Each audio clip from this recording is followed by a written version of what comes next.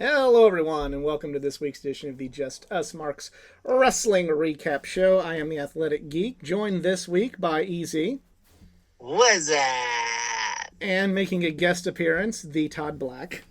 The Todd Black. Super Fro, you're welcome. Like the Brian Kendrick. Oh. I wouldn't have gone that reference, nor with that dog in the background, but okay. Yep. Just say, the less said about Brian, the better. Yep. And, we have Ziggy barking. She's making a cameo, as is Raw the Cat. So, yeah. So, we're going to talk, even though there's a big week in wrestling, and there's a lot of stuff that we could talk about, especially Raw, SmackDown, which we didn't have time for this week. Drew McIntyre and Judgment Day. Asuka in Damage Control. The Road to War Games. Lots of good stuff going on over there, too. The big story is Full Gear. But the bigger story is there was a contest. There was a predictions contest, and the undisputed champion of the Full Gear predictions contest was Mo, who entered on Facebook. Bob was in second, and Michaela was in third. Congratulations to the winners. Now let's draw prizes, shall we? Michaela, with third place, gets a comic book, and it is a Batman Detective Comics number 1041. Bob, in second place, gets a comic book as well, and it is Justice League number 69. Nice. And Bob's action figure is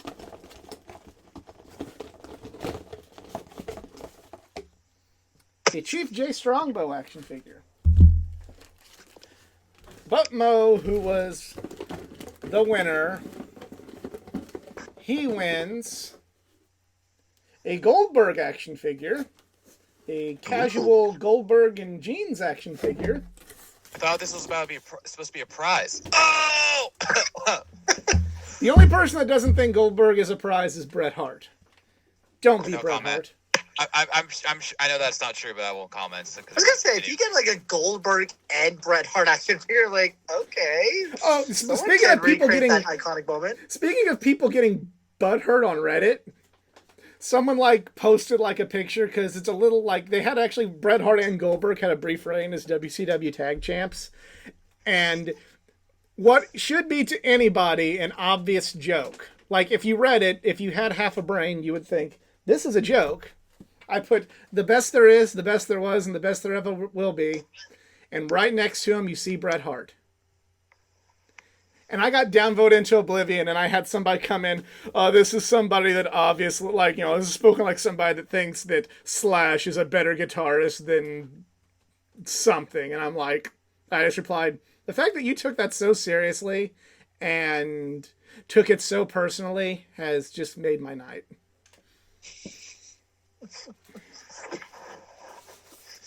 But for the comic book, Mo, the winner, gets Green Lantern Lost Army number 4. He wins a t-shirt. And the t-shirt is, well, it is the original SCU t-shirt, but not SoCal Uncensored. It is Stone Cold University Class of 316 t-shirt. That's actually not bad. Yeah, that's pretty cool, actually. I was gonna say, yes, SCU, Stone Cold University. Oh. Even better, arguably. Well, I'm sorry. Depending on what era I you didn't grew grow up up in. with the Attitude Era. And the bone. Whoop! I dropped it. Where is it? Where is it? Oh, it might be a different one now. The bonus prize. Fuck. Uh-oh. Keep dropping it. Sorry, Jar. A Tully Blanchard autographed picture. Ooh. What's wrong with Tully Blanchard? No, I'm like, oh, you gotta give that up. I'm like, I hope you have other ones. Oh, I do. I have there's the whole Horseman poster It was like you behind said, me. fuck. I was like, oh, you gotta give that one up. There's a Magnum TA and Tully Blanchard poster behind me, and then there's Tully and Arn right there. So I've got other I've got other Tully Blanchard autographs. Most of these autographs in here are ones that I pick up specifically for this. So. I mean, the only autograph that's sitting in my room is from Buddy Lazier. Well, I know. that's a good one. I've never met Betty Lear. Literally, what? $21 off eBay. Oh, I'm pretty sure that's more than triple that. yeah, I mean, 1996 Indy 500 winner. But, all right. It's signed as 2000 IRL champion, which is like, oh, I'll take that. Sure. I mean, depending on your philosophy. All right. So, congratulations to all our prize winners. I'll DM you to see if you want me to ship it off right away or if you want to wait until after our next contest, which is next week or this week, depending on how you do it with Survivor Series. All right.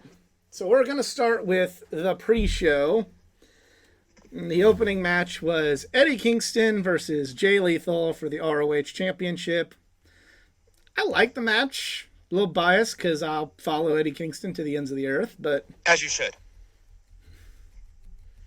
everybody should. I'm just saying. I mean, why wouldn't you follow him? After all, the world is cold. Better knuckle up. You say the world is cold.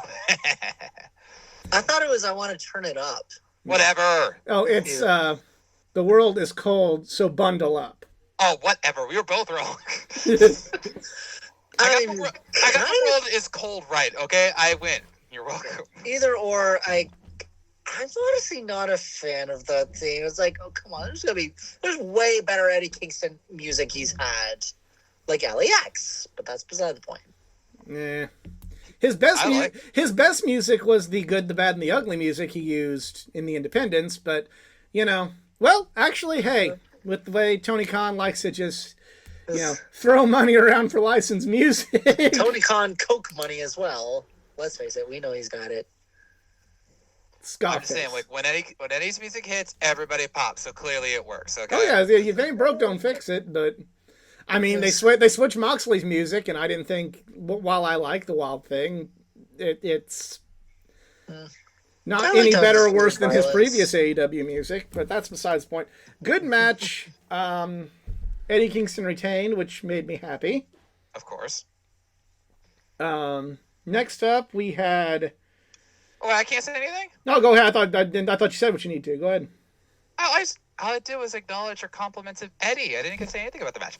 I know I'm a guest occasionally, but I have thoughts, man. I have thoughts. Anyway, I agree. This was a good match. Honestly, I felt this could have and should have been on the main card. I mean, it's against the Ring of Honor World Title. This has been building for weeks, ever since that incredibly weird Memphis street fight. It was weird. But the Eddie promo I should send you a video of the original thing that was based off of. Oh, I'm sure. I'm just saying, like, the best part of that match was the Eddie promo after it. I'm just saying, because that man does not know that wrestling isn't real. Anyway, and you shouldn't do interviews. We're not going to tell him. Yeah, we are not going to tell him ever. Period. End of story. But no, the match was good. I feel it could have been a little longer and on the main card because there was some weird gaps in the main show that I think they could have filled, and this would have been a great spot. And Eddie deserved to be in front of the entire 13,000 plus crowd at the Kia Forum. Oh, on that note, to all the effing trolls who said there wasn't even 6,500 at the Kia Forum, shut the heck up. Like, it doesn't even take you like a minute to type up this tweet. It needs to take you more than a minute to actually think a thought, morons. It's like, who cares? You're at the famous forum anyway. Yeah. Like, seriously, like, someone posted, I think it was like a SRS or Denise, that said, like, Tony Khan said that there was over 13,000 at the Kia Forum and over 100K pay-per-view buys. I'm like, oh, that's really good. And everyone was, like, praising. And there was this one guy who goes, oh, please, it wasn't even 6,500. I'm like, shut up. What is wrong with you people? I'm not going to say anything, but you realize AEW fans do the exact same thing when WWE has good numbers, right? Not to the extent that. Oh, yes, they do. Yes, they do. If they do, oh, okay, yes, if they do, I do not see it. That's just the truth. But anytime AEW goes, oh, he posted this, or no, you didn't post this number. Oh, he did this number. It's every time. I mean, both companies are guilty of over-exaggerating your attendance numbers. Yep. Even the Bucks Yep. like openly admit it. Yep. Like, It's when they what you cut do. promo. It sounds more impressive, and it's how you promote. I know, but I still believe in Tony Khan. Oh, at all in I number. don't. I'm just saying. I do. That's proven fact that's not real. Except it's not proven. We're not Yes, getting into it it. We're is. not getting into this. We're not getting into this. So, but yeah, I like the match. I do think it was longer, and we definitely got to talk about the news about the ROH title a little bit later. So Yeah, and the other news that goes along with that. yeah. Don't like that tone there, buddy, but we'll see how it goes. Oh, Oh, there's gonna be some tone if they're doing what I think they're doing. Which one you're talking about? Okay. Well, next match, let's go. My last thoughts is could it have been on the main card? Sure, but again, I'm kind of I love I think this should have been the opener. Yeah, I think this will be a good opener. The opener they went with was still really good, but I agree. Yes, but also well, really good in terms of what it the ROH was. The match shows. itself, we'll get into that later. Yeah. I'm just not a fan of Ring of Honor being featured on AEW. I'd say 75% of the AEW audience doesn't see Ring of Honor as anything but just like, oh, Tony Khan bought it, now it means something. So there needs to be separation, and bias of liking to see Eddie Kingston, but personal preference. You know what also Needs means to be a little something? bit more split. You know what also means something? If Ring of Honor had a television deal. Or at least if they made it where you didn't have to pay for it. TK's, I'm sure TK. I have no doubt. Can we all agree, at least, that we have no doubt that TK has at least been trying to get that to happen? Like, there is no doubt in my mind that he's been trying to get that to happen for Try whatever harder. reason. Try harder. Yes. We wouldn't cut Triple Try H any harder. slack. I agree, but like We wouldn't be cutting Triple H any Rebrand slack now, would we? Rampage. We I wouldn't. don't know about that. If something wasn't happening that we wanted from WWE, there'd be no slack being cut. I'm looking at this the exact same way. Next match. Next match. Claudio Castagnoli versus Buddy Matthews. Another really good match. I think I honestly enjoyed the pre-show I did too. more than the main card. I did not. I do not agree with that. Overall, I think like there was nothing where I'm like, oh, I didn't like that on the pre-show. But there was a lot of things where I'm like, I didn't like that on the main show, just in that sense. And that is fine to have that opinion. Yeah. Can I note one thing about Buddy, though? Huh. I feel so bad for him. Not because he lost the match. That was kind of obvious, if we're being honest here. Because he's being cuckolded by Dominic? No, yes, but no. The crowd. Okay, first of all, the Kia crowd was kind of weird. There were multiple points in the night where they were doing weird chants I literally could not understand. Like, what were they chanting at? And you could even see like the crowd was looking away from the ring, even during the death match. I don't get it, but they chanted, "We want mommy" during the match. And I'm like, guys, they did it twice. It wasn't even a one-off. It was a loud twice over. We want mommy chant. And look, I get it. Rhea is awesome. Rhea is one of the best things in WWE right now, which is hilarious because she barely defends the title in good matches. But Heyo. I'm calling it like I see it. It's the truth. But see, got him out. Agree with me. But Buddy is busting his butt, and so was Claudio in that match. Buddy is easily one of the most talented people on AEW, and that's just fact. And yet, because of who he's engaged to, right? Just engaged right now, right? Yeah. It's just making sure. Just making sure he didn't miss the marriage. But just because he's engaged to, you shouldn't chance it. I mean, that's just respect, man. I mean, come on. I'm gonna. Well, I don't disagree with anything you said. Thank you. I don't. But I'm gonna say this: the AEW crowd is the epitome of "look at how smart we are" crowd, and that is a "look at how smart we are" sort of chant. Fair enough. They are a crowd that rather than that wants to. A lot of times they want to go appreciate good wrestling, but here's good wrestling right in front of you, and then they go, you know what? We'd rather just show how in on everything we are because we're smart. There was also a certain chant during a tag match for a Pepsi Man, but less said There about was? Sorry. I'm sorry. Pepsi, man. I thought you meant like the actual. No, not the actual character. not that actual like Pepsi man. I'm but like, wow, that's a reference. You were thinking about a certain Pepsi Man, individual like that the actual we're not Pepsi going to Man. No, mention. I heard that was the chant. chant. I heard that chant, and I'm glad that you reaffirmed that. I heard that because I honestly wondered if they were saying something else because of how drowned out it was at one point. If he But no, comes thought back, you I meant might the honestly actual be done with Pepsi AEW. Man. I'm No, like, I know I'm that old, would be funny That would be- as hell, and- but and- no. No, and hey, I as And someone, I would actually legit try the video game. I would love to try that. I've heard it's interesting. If nothing else. Angry Video Game Nerd Creepy, had it. but whatever. So, Um, alright, next match. Next match, MJF and Samoa Joe versus the Ass Boys for the ROH World Championship. I'm just going to call it like I see it. They're the Ass Boys. The crowd agrees with you.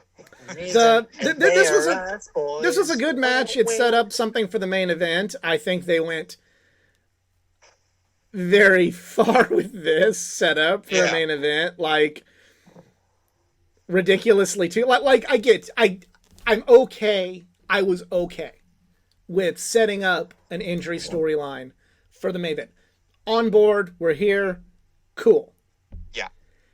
They I'm about half-assed surprised there wasn't an actual switchblade stabbed into fucking MJF's leg for them to really go like, see, he's dying, yo, he's gonna lose. Yeah. They overdid it a lot. They went full on soap opera here, and I'm not gonna say I got to word this carefully because I don't want to come off as a hater. I didn't hate what they did, especially with how it happened at the end, but. Like Adam Cole coming out was awesome. Like no one saw that coming. No one thought he was going to be there, or at least not in like crippled Adam Cole form, if you get my drift. But my gosh, did they milk that? And like the ambulance scene with like Adam. I'm sorry, Adam.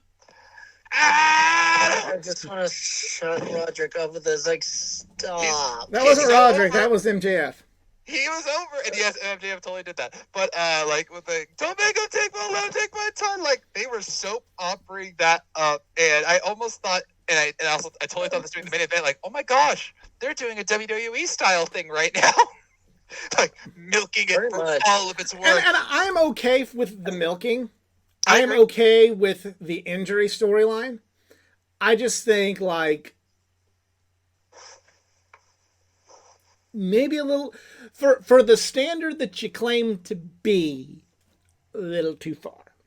Oh yeah, just a little bit. Just a little bit. All right, so now we're on to the main show. In Go ahead. my opinion, I think the wrong person won. I'm sorry. I think the Guns should have won this.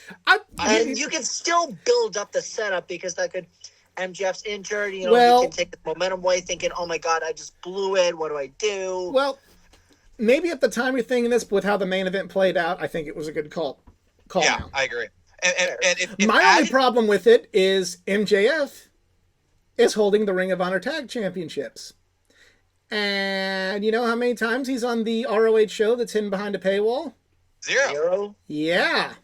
Yeah, I'm not gonna hide. I'm not gonna protect TK this time. He said that MJF and the Bucks and Hangman when they were Yeah. 6-man champs. So then were what? gonna be on So again, ROH. what the fuck? What was the point of giving them belts if they're not going to like be on that program I to agree. help get buys? There isn't one. I agree. That was totally a bad move. I didn't like how they handled that, even with what happened with Swerve afterwards. But it didn't make sense. But in terms of the wrong person winning, if Adam Cole didn't come out, you could make the argument that the Guns should have won. It would have added some suspense to the main event. But because of how they're continuing with the Brochacho storyline, it only works if they're still tag champs because of the promise that MJF made. Yeah. Yes and no. I see what you're saying, but I'm also going to say like, look, if he's going to be out for too long, sometimes you got to cut bait. And I agree with that, but it makes you wonder, and again, with the rumors of who Adam Cole really is, you have to wonder just how much he's actually injured because, again, he was Yeah. at the show, so clearly he's fit enough to at least travel, if not hobble down to a ring and everything else. Like, yes, he didn't like jump into the ring and hop on one foot and everything, and thank God. But I wonder just how much we actually know about the injury. Like, there is still something going on here. If they were willing to have him show up twice over during that pay-per-view, just saying. Yeah, and Roderick Strong's neck is totally not broken. That man is a hero, neck strong. No neck November. He's fine. The Kingdom, no. Mike Canales, yes. Matt Taven, fuck off. He's Mike Bennett now, but Matt Taven is the answer to the question no one asked. Exactly. All right, so we now Oh, go. if We you go were to the an main AEW show person now. in Cleveland, Yes, whatever. main Never mind. show. Main show. We Main- start off with the patriarchy versus the patriarchy. I love that. I'm sorry. I And think there's it's a stupid. The kids Stupidest name choir. ever. Oh, come on. The kids choir to sing him. That out. part was Oh great. my The name to God. me is just like, and not like in the good like, oh, I shake my fist at you angrily, bad people. Just kind of like, this is dumb. I'm sorry. I think it works. I really do. Oh, And the best part for me, I did not expect, is Nigel McGuinness as Christian's #1 fanboy. It's like, you don't understand, Shivani. This man is dedicated. This man is brilliant. This man is self-sacrificing. But above all else, he's a father. It's just like, he's so in it. I'm just like, yeah, okay. He's in it to Yeah. win it. He's in it to win it. Sell it, Nigel. Because every Sell it. father. That's what he used to kicks say in out- Ring of Honor. Oh, really? Because Yeah. every father kicks out their daughter at a show. He was teaching her a lesson, Shivani. He was teaching her a lesson for life. That's what fathers do. But anyway, we have the match Still a dumb name. I'm sorry. against Sting, Darby Allin, and Adam Copeland, which is still hard for me to say. I'm sorry. Still hard Oh for my me to get used to calling him that. Oh, Nature Boy was there. Sure. Yeah, let's talk about that. Because he doesn't know the definition of retirement. Huh. Sorry No, about he it. does know the definition of alimony. And getting a paycheck. Yeah. Whatever. Anyway, with the match, And this match was about. It was cool for Sting to wrestle in California again. I'm not going to shit on that at all. I am not going to say anything bad about that. I know what that means. That's fine. That's cool. Glad he did it. Glad they had the match. Don't hate it. Don't hate it. On the record. But was this anything to ride home about to me? not really. No. No, this was I'm not saying that. this was whatever. Yeah, this match, I'm being honest with you, we've had much better openers to pay-per-views, both WWE and AEW. See, I could throw nice things to WWE occasionally. Was this a match to write home about? No, not really. Did it do some fun things? Yes. And did it further build to Copeland versus Christian? Yes. Especially since And you're right about all that, but all that's also going to come to a point that I'm going to make at the very end of this review. that's fine.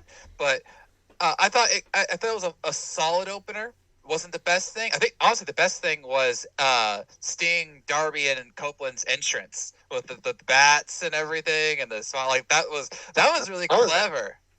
Yeah, I mean, I'm an Edge / Adam Copeland fan, but like, and I like what they're gonna do, and I like that this is how Edge Adam. I'm gonna probably keep calling him Edge. I'm just gonna be Just honest. call him Edge. We're not gonna get copyrighted here. Yeah. We hope. Oh no, but if I keep calling him Edge, there's gonna be somebody, going. Yeah, there's gonna be Actually, Edge was the name when he wrestled for the entertainment company. He has gone from the entertainment company to being in the wrestling company Okay, now, and he and- goes by Adam Copeland. Actually, that's the pro wrestling company. AEW is the home of pro wrestling. It'd be more funny. obviously. It would be more funny if I didn't Arthur get and legit Trevor. people like that coming at me on Twitter. No, and can we stuff. please get Arthur and Trevor back for segments? No, because I think one of them was played by somebody who's kind of like what Ric Flair is. They can get someone else. Actually, can we? And I think the other one was played by somebody who can get now is in someone else. WWE. I also They can get I someone wanna, else. I want to talk about one thing with Christian, and that's that despite the fact that he is so over in as a heel, and he is doing easily. his best We don't career- we don't use those words. We use bad guy, good guy. Whatever. We're just Despite marks his- here. Despite his clearly vindictive persona, There you and there you go, That's one way to put it. and clear delusions about parental aptitude and lineage. How about that? It's interesting that he became the most over person in the building when he did a low blow on a certain someone. That's what you call a face turn. Oh, I'm sorry, a good guy turn. go. Well, he told me. welcome. He told me and my group of friends when we met him at StarCast, he's a forever bad guy. Yeah. But we also all went to go meet him, and we straight up said, "Hey, we're meeting you because we've all lost our fathers." I remember that. That was funny. And before anybody gets mad at us, all three of us, all of our fathers would have found that hilarious. Also, shout out to Nyla Rose because after the choir bit, she took a screenshot and goes, "Please, someone check on all their fathers." And I was very tempted to say their father was currently seen fleeing from the Kia Forum like a scalded dog. Speaking of Skull And by Dog, the he way- wasn't there. JR didn't call any matches tonight. But anyway, we got to was get By on. the way, just reverting back to like, oh, we can't call him MJMR. Keep in mind that we have Sting, who went to WCW, TNA, and WWE, and he was still all called Sting. Well, He some names owns are the rights eternal, to Sting. Adam does not own the rights to Edge. but he does own the rights to Rated R Superstar Yes. because WWE didn't renew it or file a copyright in 2021 or something like that. And that was a mistake. It was a mistake. But Yeah, still, imagine but if- still, oh God, imagine like if WWE like more of them loses better. the copyrights to Stone Cold or The Rock. They're gonna make sure that.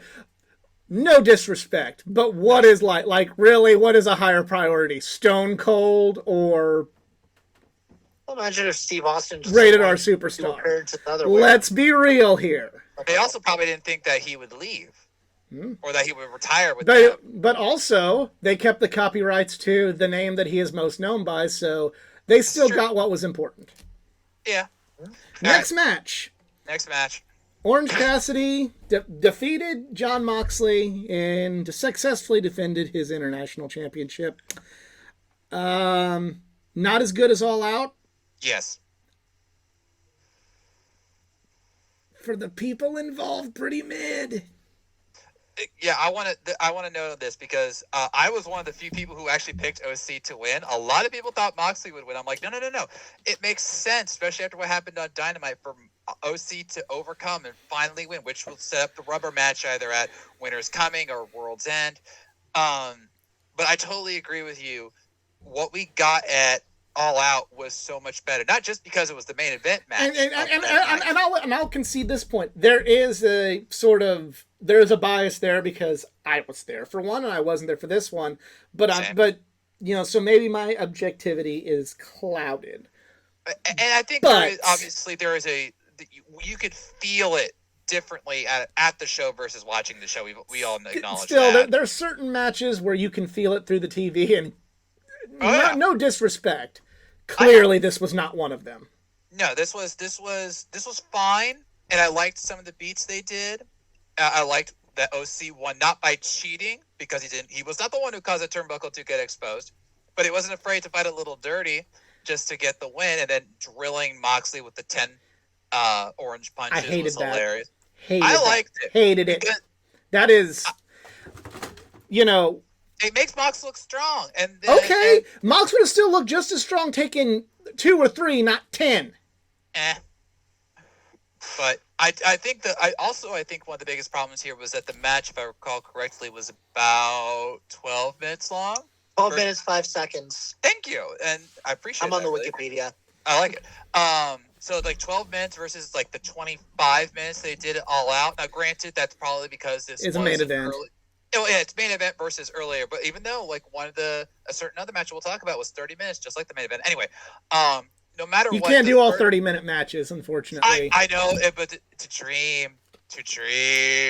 But no matter what, the third match definitely needs to be on the level of All Out, and I think they can do that if they had the right stipulation. But considering what we had and the work that we know these two can do, it absolutely was average. Timeless Tony Storm defeated Hikaru Shida to win the women's championship in the next match. Prepare for my rant, but go first. This was okay.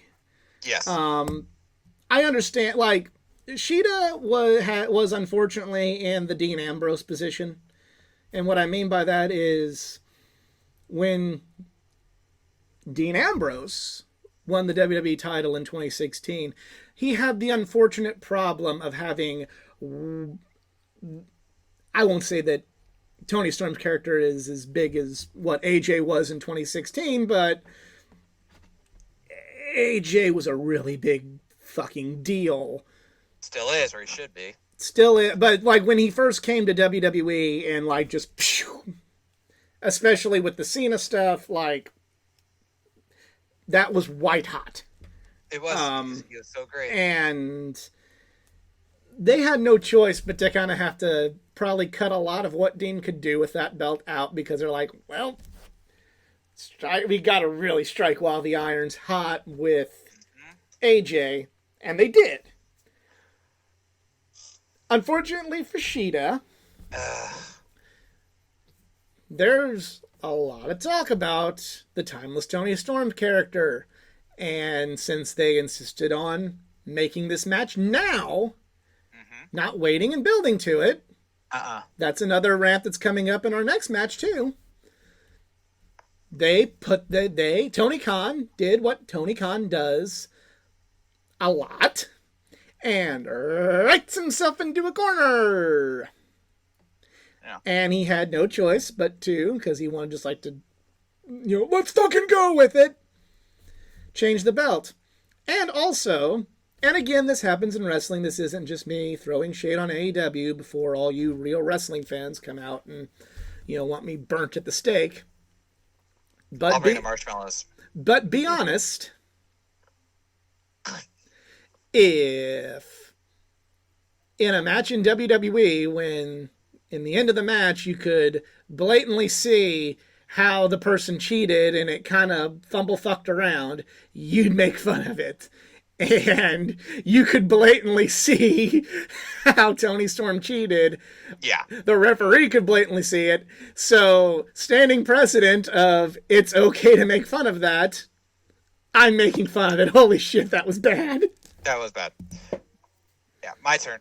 I've made it no secret online, and I think in past episodes with you, man. I'm a big Hikaru Shida fan. She's incredible. I liked her since my first match I saw her win. It was the original Double or Nothing in the Joshi 6-1 match. She deserved to be the champion, and 3 times over, and twice over. I won't technically count the pandemic because that's obviously not her fault, but she deserved to have a long run in front of fans. And now twice over, Tony Khan, who I respect more times than not, and he knows this, as the partner to my right, I mean,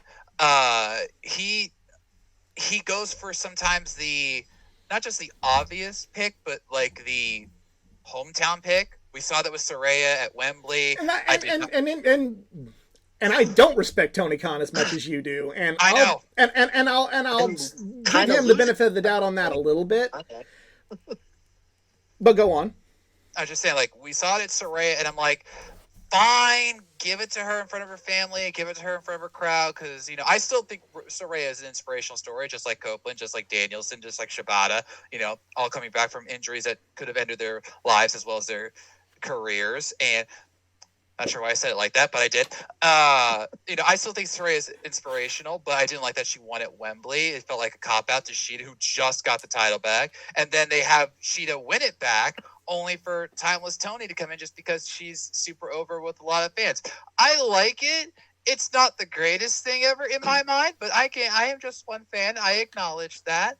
My problem is that Shida has been day one AEW. She was the one who held the title during the pandemic and held it until we finally got crowds back for a Double or Nothing 2021, and she had one title defense in front of a crowd, like a big crowd, and she lost. Then she got the title back, and she went to Wembley, and she lost. And then she got the title back, and she went to the Kia Forum, and she lost. And you said that TK roped himself into a corner. I think that's not true, because there was a very obvious one that a lot of people online were calling out before the match. They thought that Mariah May, in being in love with Toni Storm, would try to help save her and give her the title win, and that would cost her the title match, which would send Toni into a deeper spiral, which Mariah would have to, try and redeem herself for, and that could set up for a future, the rematch, the rubber match, and then she could win in that one, and that would give Shida more time as a title holder and everything. And I liked that idea because that builds up Mariah and Toni, but instead Shida gets burned again. Listen, TK, I dig you, you know that, but Shida best, act like it. Well, I'm gonna say and that that I still little, think that obsessive fan story is something about 2005 and 2006 rings a bell. Just can't put my mind to it. Yeah. That also set up maybe the greatest women's fight in WrestleMania history. Uh-huh. So, yeah, it's been done. It's been overplayed. Don't even do this. Yeah, they even did it. They did it even before Trish and Mickey with Sable and Tori in 1999 too. But So. I think this is because of the characters involved. I feel this is different. Like, one was straight up stalker versus this is a fangirl. They even referenced the movie All About Eve and the plot line of that, and a lot of people want to see that happen with Mariah May. It's entirely different from what we saw with the Mickey and Trish. I guarantee you. Also, my first reaction when I heard about this was, "Who the fuck is Mariah May?" Yeah, that was my reaction too. Sorry. Yeah, with all due respect, if there are Mariah May fans out there, Yeah, awesome. Who the fuck is she? I'm not. She was a star. Is it Griff Garrison? Yeah, Who the fuck is Griff Garrison? I'm not gonna bash her. I mean, I watch a lot of wrestling. I just don't have time for a lot of stardom. Not everybody in the world watches a lot of wrestling. But International wrestling. Yeah, not everybody in the world. I watch New Japan because that's about all I have time for. In addition to WWE and AEW. So. Yeah. Not enough time in the world. That's just a fact. Yeah. But anyway, no, I still stand by he wrote himself into a corner because rather than just like here's an idea. Here's an idea. Like I'm gonna blow all your minds. If you're not ready to take the belt off somebody, and you're also, thinking that somebody could be the champion, but you're not ready to take the belt off the current champion, or it's maybe not the right time. Blow your mind, guys. Big idea here. You don't have the match. I know. You save it for like a later date or something. What? I know, right? The match? Yeah, there are many ways that they can do it. Now the big pressure is on Tony's squared. Get it? Tony squared.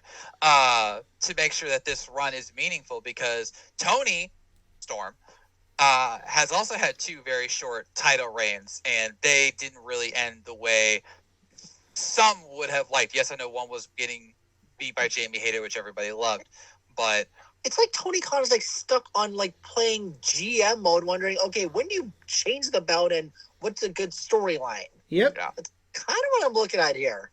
I'd say, like, I'm not gonna say this is the worst title change in recent No, memory. I can think of a certain WWE tag team, Yeet. That was great. Yeah. That was That better. was not great. Yeah, it There was was. nothing great about that. There was a lot great about that. I'm feeling it, sir. Great about that. I was feeling it, sir, and yeah, that was awesome. Which reference are you talking about? Because my mind is confused. I'm talking about how they gave Cody and Jay Uso the belts for 2 weeks and then gave it back to the Judgment Day. There was no point in that. Oh, It was I thought you were talking about it was popular, and the tag team, they had I'm going to use AEW fan logic on this one. They had a banger the next night with Zayn and Owen, so it's all good. No, clearly not, because we're talking about this kind of flip-flopping in AEW. So by your logic, you have to apply it to WWE as well.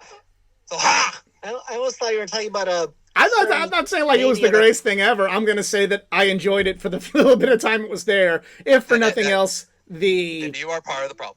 I still like Cody Rhodes. I'm like the worst wrestling fan ever. So Hey, I put him in my Origins Think comic. about weird tag team matches. Let's go into our next segue. oh yeah, let's do that. 4-way tag team ladder match. Ricky Starks and Big Bill retain Randomness. over La Faction Ingobernable, FTR, and the Kings of the Black Throne. I didn't like the match that much. It was okay. Why was it a long match? This was my problem with it.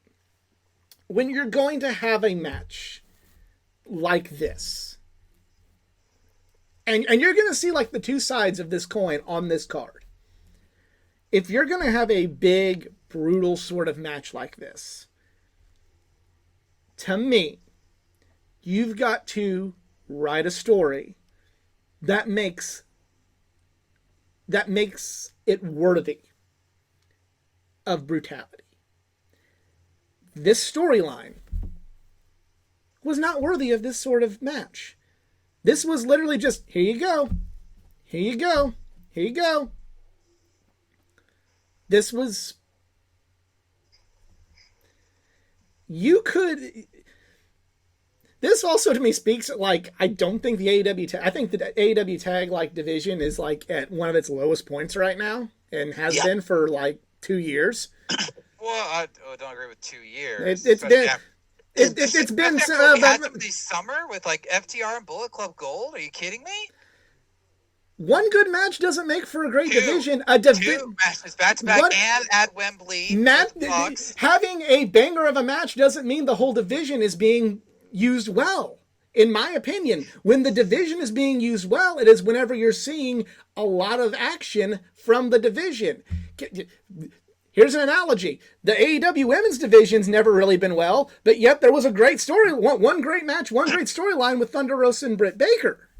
That, to me, good structure and writing of a division is programs and stories and, maybe take one of these teams to have this match and then take the other two teams and let them fight and then move, Starks and Bill retain, move the one that won that other storyline, move them in, and then crescendo, build up to Revolution by chance. Then, with Starks and Bill crossing paths with all three of these teams, then you do the ladder match. This was the formula that they used to do the Triangle Tag Team Ladder match at WrestleMania 2000. Oh, Edge and Christian are having problems with the Hardy Boys, do the match with Hardy Boys. Oh, Edge and Christian are having issues with the Dudley Boys. Oh, Dudley Boys had problems with the Hardy Boys. Oh, the Dudley Boys became the tag team champions. Oh, here we go. It built, and everybody got better. The division was raised, and here we go. Mm-hmm. Yeah, I totally disagree with the quality of the match assertion. I love it. It was okay. It's just not worthy of this. It was okay. It was okay to you. I love the match. A lot of other people love the match, which is fine. You love it or you don't. That's just how it works.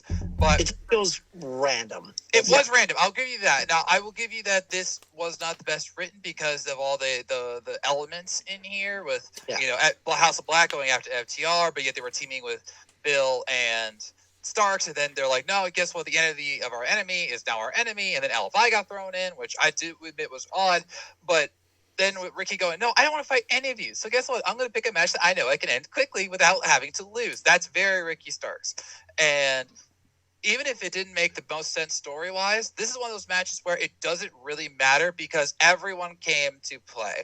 Everyone got their big moments. Everyone got their big shots. Dralistico, of all people, was getting huge pops from the crowd because he was doing these really great moves. And then, of course, we got the next chapter in the meat saga, or beef saga, as Taz was saying. Don't get me started on that again.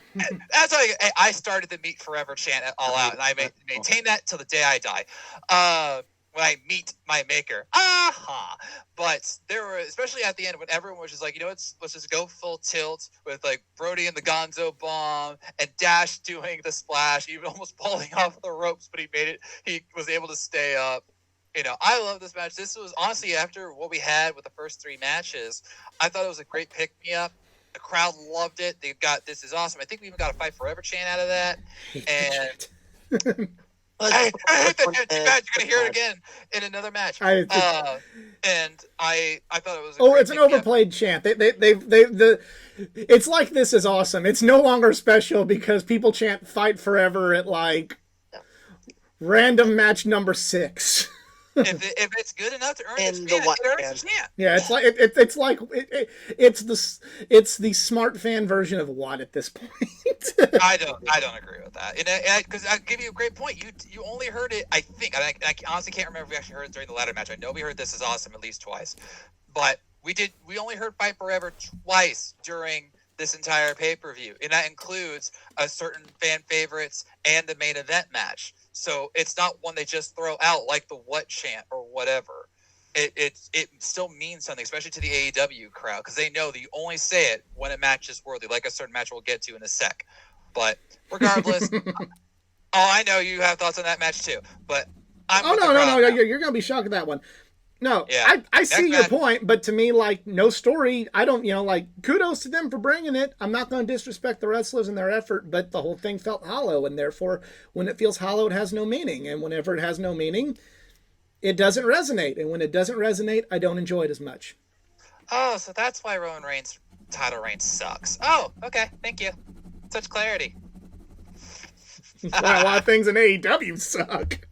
Yeah, well, we got all of our champs are better than Roman Reigns, and that's a fact. Comparing the two is like nobody's a perfectionist. Oh, I agree with that. Nobody's perfect on any brand ever. Period. So next match. Next match, 3-way match for the TBS Championship. Julia Hart pins Sky Blue.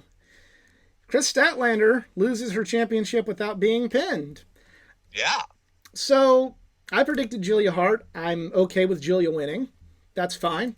The finish, or the ending, was creative. I agree. But clunky. I don't agree with that. And again, to the people that I've discussed with on Reddit that said, that not on the official AEW forum, because I'm banned, that said I'm nitpicking, I said, if this were an ending of the match in WWE, and someone said, gotta discredit, gotta take some marks away from it for a little clunkiness, nobody'd have a problem with it. And, well, except the WWE marks, but that digress. And, well, there's probably I got downvoted by 20, so there's 20 AEW marks that have a problem with this, so there you go. All right, I first of all, easily, this was the best of the two women's matches. Can we agree on that? Yes. Absolutely. By a hair. Oh, that's unfair. A hair. That's unfair. And I'm going to go back, and I'll tell you the reason why. Go ahead. If you didn't just see the whole pan or whatever that was just hanging out of Tony's ass the whole time. Don't you mean her britches? Yeah, or whatever. If you didn't see that, I would have liked the whole character work of the story. Hikaru Shida getting shit on aside. I could objectively go, that was well done. That was well told. And it would have been, a little bit... I could firmly have put that match as number one over this one. But because of that sloppiness being a little bit more evident than the sloppiness in this match, this one wins by a hair. I didn't really see a lot of sloppiness, and the sloppiness of the ending. Again, I didn't what. Give me. She kind of like Julia, who's still young and new to all this. Kind of like she just kind of looked a little sloppy whenever she was going for like the ending there. Like she kind of like hesitated, and it just kind of like made me kind of like a ew. I didn't see that. I really didn't. But trust me, there were spots where I thought things would get clunky, like when Sky Blue hit the Code Blue off of the powerbomb flip. Like I thought that was gonna end badly, and then she nailed it. I'm like, that was smooth. So the one thing, it was just kind of like one of those. Just the little stumble kind of like went ooh. Like there was a match that I loved from Ring of Honor with Davey Richards and Kenta, but there was a little thing like that in the match that made me just kind of go, oh damn it, guys. Regardless, thing. I did like this match more than Tony Shida. I totally agree. I had Julia Hart winning. It was time. My biggest twist, honestly, was I thought that, especially given the Sky Blue transformation, which she got some new theme music to represent that change, and her new crown, which I know a lot of people liked. I thought that Sky would cost Stat the title in that she would help Julia and like become a part of Julia's faction that a lot of people thought were forming with her and Willow Nightingale. But for they even kind of teased that with the handshake during the middle of the match, like, yeah, I'll work with you for this, like, okay. And then Julia's like, yeah, no, Princess of Darkness forever. So I liked how that ended, and I liked that Stat didn't get pinned, because now she can say, I didn't lose the title, you pinned Sky. You did. That makes her strong. World's End or Revolution. Or Winter is Coming, whichever comes first. And yes, we know the Winter's Coming is coming. So many different things and so many different new pay-per-views now. Oh, God. Yeah. If World's End was a Ring of Honor pay-per-view, I'd be okay with it. But, like, why do we need another pay-per-view? I think, honestly, right now, they don't have another pay-per-view between World's End and Revolution in March. That we know of. That we know of. That could change. That could change, but I do like the match. AEW is going to Wrestle Kingdom. Well, we already know that. Yeah. I'm very sorry, Geek. We already know that Brian's going to face Okada, and Mox is part of the triple threat. Yeah, AEW is going to Wrestle Kingdom. It's the only time a lot of AEW fans know of anything that happened at Wrestle Kingdom. Hey-o! Anyway, please focus. I like this match. I'm glad they pulled the trigger on Julia Hart.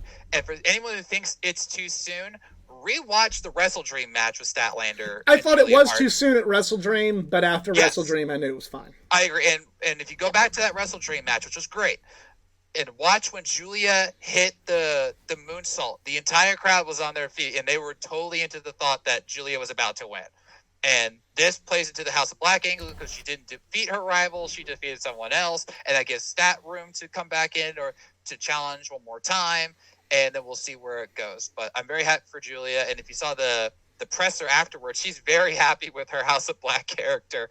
And she's only 22. I can't wait to see where she's at in a few years. She's now the youngest AEW champion of any title, actually. That is true. That is true.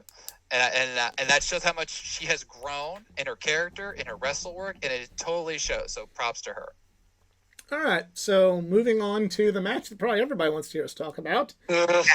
Swerve Strickland defeated Hangman Page in a Texas death match. So, going back to what I said about the ladder match of you need a storyline to become worthy of brutality, this is the good side of that. Yeah! This is a storyline that was worthy of this sort of brutality. I thought it was like that this was perfectly done for what it was. Only thing I didn't like was Hangman drinking blood. I thought that was kind of gross. That was gross. That's why I wanted to that was too much for me.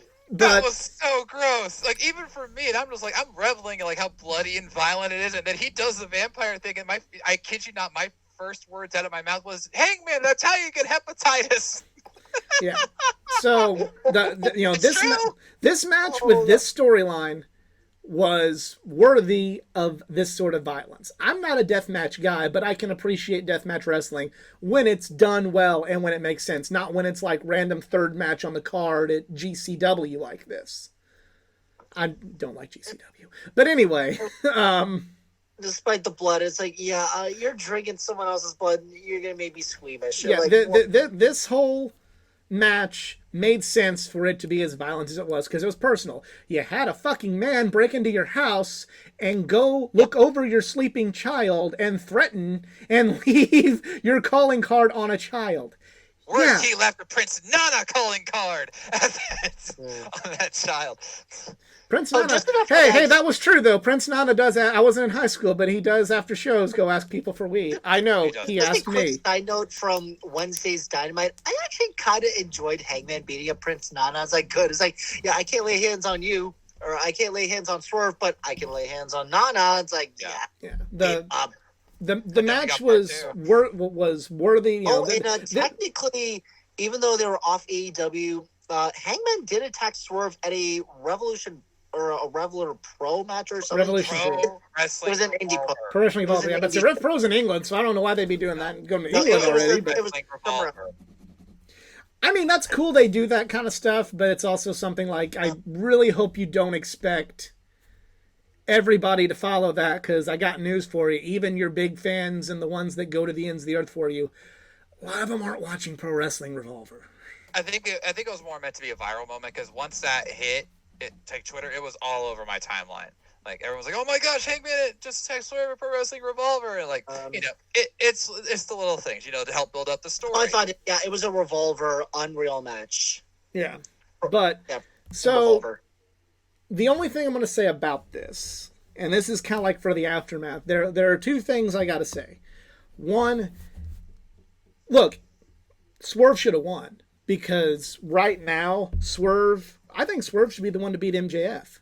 I would love that. I was gonna say, I think the Because next- Swerve is legitimately the number one bad guy in your company. His character has nothing redeeming about him. His character is just an awful person. An awful, evil person, and you need to roll with that. So, it's good that Swerve won. Especially because now that he won, you can really shoot him up. The flip side of that is, holy shit balls, you're going to have to do a lot to redeem Hangman now. Because other than Mox, since Hangman lost to Pepsi Phil, he has not looked at all like the top star that we thought he was when he won that title. And I'm not saying they're out of, it's oh, they bring Hangman forever. I'm not saying that. I'm just saying Tony Khan is going to have to really write something good to redeem Hangman Page, because he's been taking a lot of shit. He's ate a lot of shit. He's ate a lot of pins. And, hey, big picture here, you need Swerve to be in this position. There's I no agree. problem. But you've got to start throwing some stuff Hangman's way, because if you make Hangman Page fall into being just another guy, being like, it was a if Gold he Club. becomes just another guy after being kind of like the face of the homegrown star since the inception of AEW, you failed as a booker. I think what's going to happen here is obviously just speculation. I think they're going to try and do a repeat of what we had with the world title shot, where after he lost to Kenny at Full Gear, and then they lost the tag team titles. He was the drunk cowboy. He was like the anxiety millennial cowboy. Blah blah blah. Anxious millennial cowboy, yes. Thank you, anxious millennial cowboy.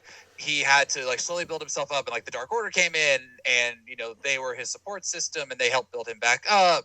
And they had this long road to where when he finally got that, or he even lost the title shot against Kenny, had to earn it back, and that was also because of real life stuff.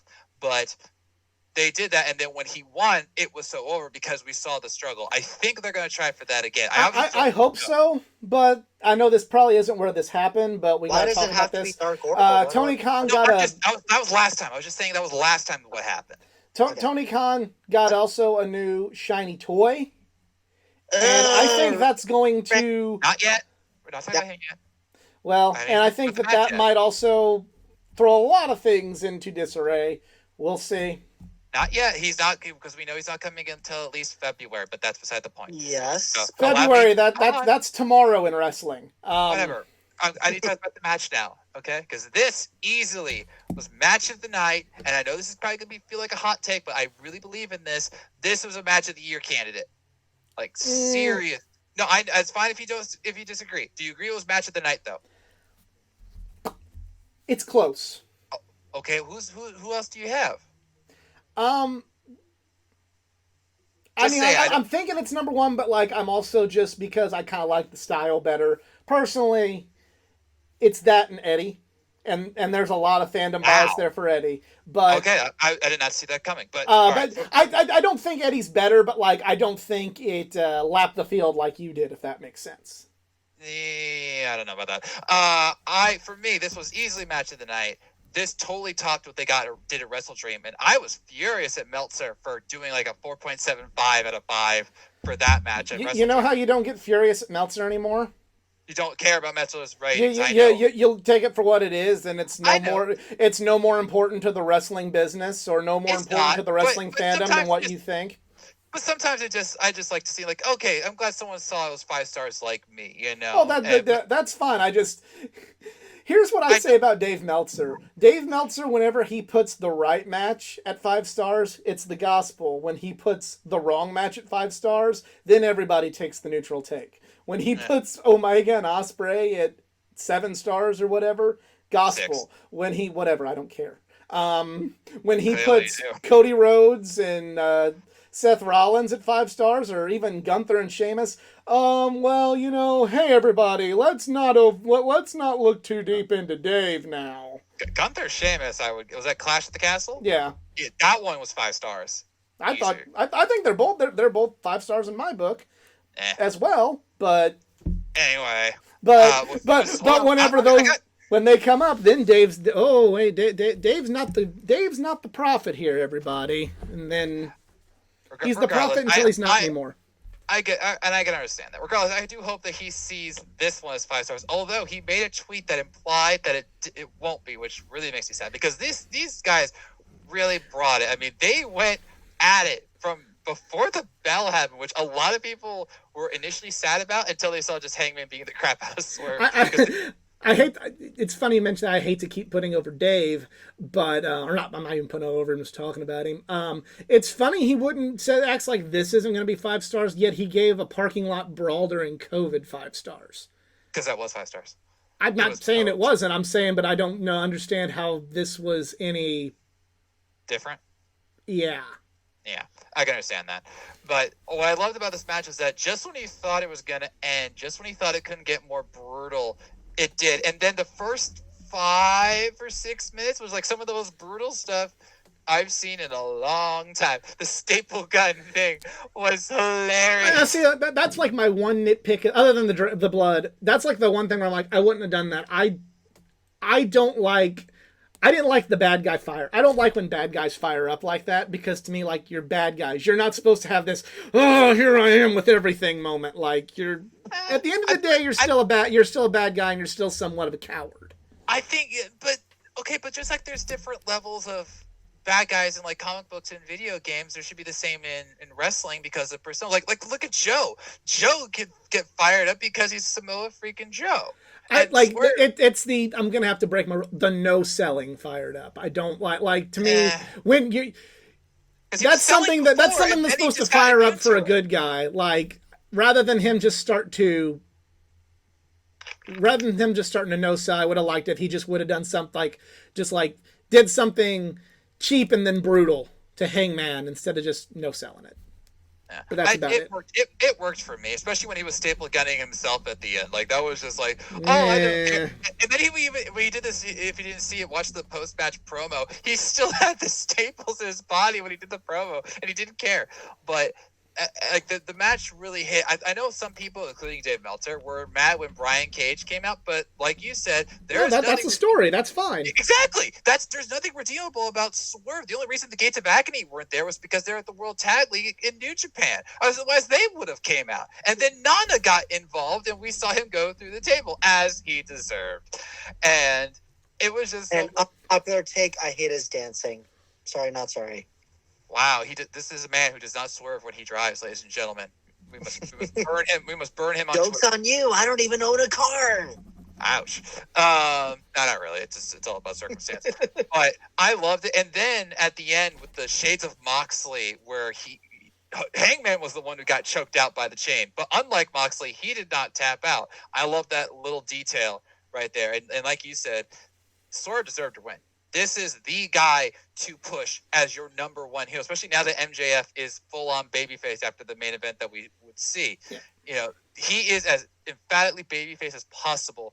And even with like the anti-heroes and your Moxleys and this guy who just want to beat up people for fun, like Roosh, you know, you need that ultimate villain. And right now, it's Swerve this is what you need Strickland. To go with. Yep.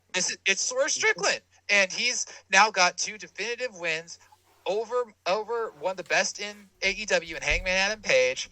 You know, the ultimate protagonist, as many people were saying in the build up to this match, and he's beat him clean. Okay, not clean. The second time I technically was clean because it's a Texas Death Match, but the first one obviously was not. But still, he beat him twice in 2 big pay-per-views, and now is the time. Now, I don't know if it'll be at Winter's Coming or World's End. I would like it could be World's End just to really start the year on a new note, the year of Swerve, if you will.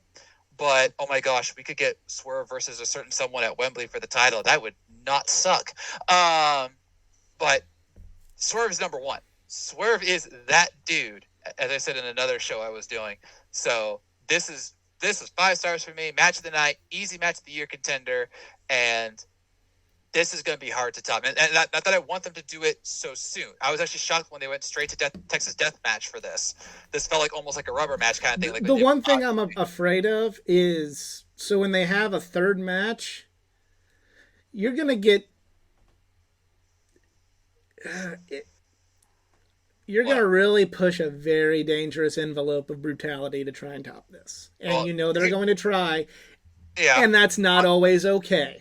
Here's my thing. This is a very big tightrope situation that I really want TK to walk carefully, because this is very close to going predictable territory and WWE territory. And here's what I mean by that. When I was growing up in WWE, like the 2000s or whatever, it was very traditional for a champion, no matter what brand, to go up against the same person 3 times at 3 straight pay-per-views. And then that one person would win all 3 times. And I'm just like, what's the point of...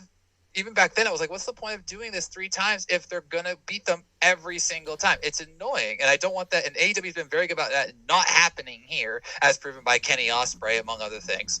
And I don't want them to do it. But then, like you said, if they try and chop this brutality, then it just becomes gratuitous violence, which sometimes is fine. But I would rather them do, say, like Iron Man match. That could be less brutal, more wrestling. The problem is with that... You're at a point now where, like, you can't really wrestle again. Yeah, I don't want them to. Like, like you said, like going an Iron Man match, like potentially. Dude, no, I said potentially. But I don't like, as far as the story, like going to an Iron Man match after you've beat me twice, you tried to hang me, and then mocked me right in front of my baby. I'm not gonna want to trade hammerlocks and try and hit big moves on you anymore. Like, I want you dead. Yeah. And they've already wrestled like they want each other dead, so... But to counter that, that might be the mindset that Hangman has to go to, is like, I tried to do this just as a wrestling thing. It didn't work. I tried to make it personal and go to my darkness, and it backfired. If Swerve wins the title, what's the world to Swerve Strickland? It's his image, it's his mogul persona, and it's the title. Much like MJF is saying right now, the title means everything to me. If Swerve wins the title, that's who he is. And so Hangman might adapt the mindset of, I could beat you wrestling because you had to cheat to do that. You might be as brutal as I am, but if I take that title from you, you're nothing. You would have to do something. You would have to get real creative. You'd have to do an Iron Man match like. You'd have to do an Iron Man match very similar to MJF and Bryan. See, the problem is like all the Iron Man matches I can think of, the bad guy won. So like it's hard because there's MJF, Bryan, and then there's Lesnar and Angle are like, to me, the 2 best Iron Man matches. Oh, 2 best. Yeah, that's fair. And like I said, I just threw that out there because I don't want this to be another bloody massacre. We just had that, and it was beautiful. They need to cool off for like a year. I don't know about it. It depends on the situation, obviously. A year, 9 months. They need to not touch for at least 9 6. months. They should not touch until at least after Revolution, when Swerve potentially has the title. I'd say don't touch till after Double or Nothing. Fair. Okay, I could go with that. Yeah. We got sulking Hangman in the meantime. All right. So next is the Golden Jets versus the Young Bucks. The Golden Jets' career as a tag team versus the Young Bucks' guaranteed title shot. The Golden Jets win. Okay, I'm of 2 minds about this match. By all means. On one hand, this is going to be considered a hot take. This is probably one of the best Young Bucks matches I've seen in a long time. I like the match. I like the Young Bucks. The Young Bucks didn't do cliche Young Bucks things, so I like that. Because whenever they just do fucking a bunch of flips and stuff like that, when they wrestle like stereotypical Young Bucks, I don't like them. But when they do stuff like this, I like them, so that part's cool. On the flip side, it was just kind of a, here's this match. Like, this was... Yeah, I know what you're going from. I could hear what you're coming from.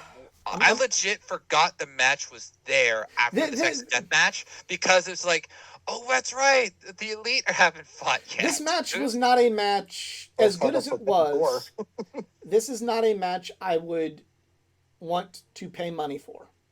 Which is kind of a problem with most of this card, to be honest with you, in my opinion. But this is kind of a match like, you could have done this on Dynamite and it would have been just as good.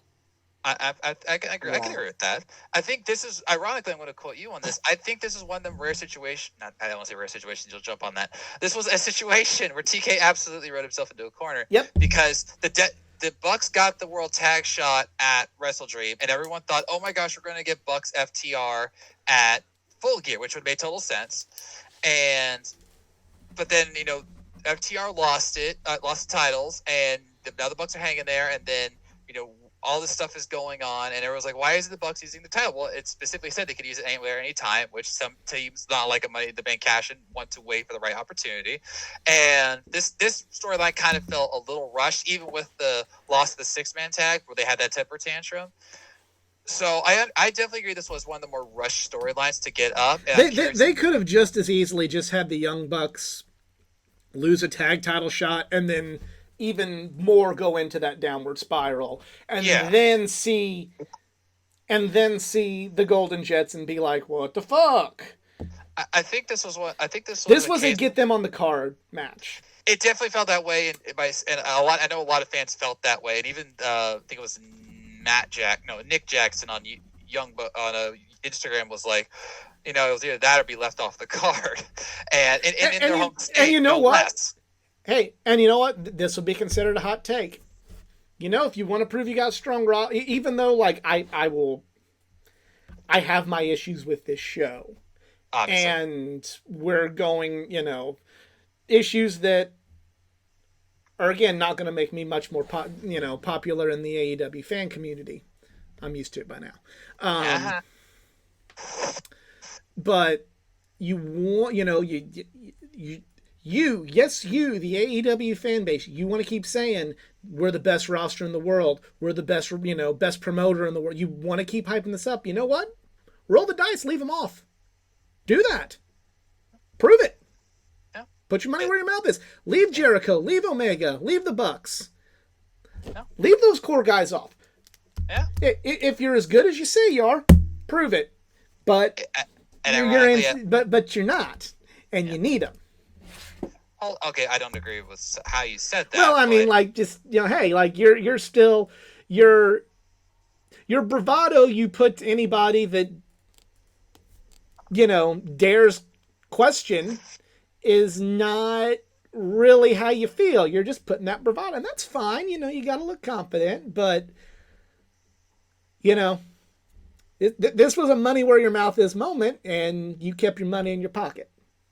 I do feel this like, I think you said it fairly, like this could have been like the main event of Dynamite, either before or after Full Gear, and it would have had the same effect. I think focusing on match quality, I thought the match was fine. I thought there were some really good spots, including the Bucks going full heel on Kenny while Kenny was trying to still be the the BFF to the Bucks, and like the shot where Nick wouldn't do the low blow on Kenny, but Matt totally would. He's like, I'll do it. So I don't care at this point. I'll do it. And these guys had the impossible job. I think this was one of them rare situations, and I mean at this time, where Kenny and the Bucks were put in the cool down after the best match on the night, and they were like, "Go ahead and try and top that, or do what you can with it." And they did. They got. Yeah, like I said, this was to me one of the best Young Bucks matches this year, because they actually wrestled the style that I like the Young Bucks more when they wrestle it that way. So there you go. There's props there. This is not a match that I would... When it comes to a pay-per-view that you have to actually still pay money for, every match goes by, would I pay money to see this? And this is one where it was like, no, I wouldn't. Yeah. And I think for me, I was shocked that the Bucks lost. I thought that this was a perfect chance to end Kenny and Jericho, because Kenny has been going through this weird thing, and I mean in the bad way, of with the Don Callis family, where he was losing like every big match, and then in the course of a week, he's won 2 straight big matches against the Don Callis family, and now the Young Bucks, his own family, and it's like, wasn't the whole point to have Kenny lose a lot? So This is also confusing to me. I thought the Don Callis match was going to be at Full Gear because I swore I thought that was advertised. That's something like, again, like with the storyline, would it make sense to put on Full Gear? Yes, but I don't want. I love Paul White. I loved him as the Giant. I loved him as the Big Show. I don't want to pay. I'm not paying money to watch 50 Paul White wrestle. I don't. Yeah. I he honestly didn't wrestle. Let's be honest. I don't want him in matches. I don't want him in matches where I'm not paying money.